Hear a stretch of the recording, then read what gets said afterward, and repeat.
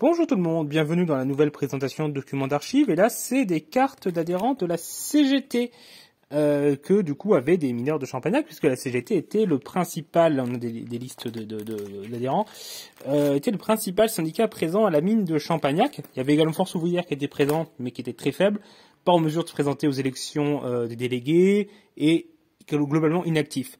Après, bon, la CGT ici n'était pas aussi implantée que dans d'autres mines, mais c'était quand même le principal syndicat qui pouvait compter quand même plusieurs centaines d'adhérents.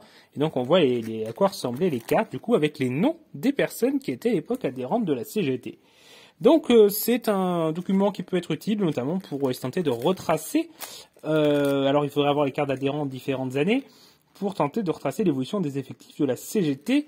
Alors il y a quelques documents également de la préfecture qui donnent des informations sur le nombre de personnes qui sont à la CGT ou qui participent aux réunions de ce syndicat. Mais c'est vrai qu'avoir directement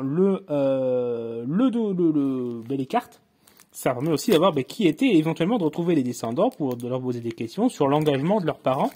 Était-ce un engagement très actif ou juste une adhésion? On a avec les noms aussi, on peut essayer de repérer qui était d'origine polonaise, d'origine espagnole, d'origine italienne. Donc ça peut être intéressant pour faire des stats ou des études du syndicat. Donc voilà, c'est terminé pour ce document. On se retrouve demain.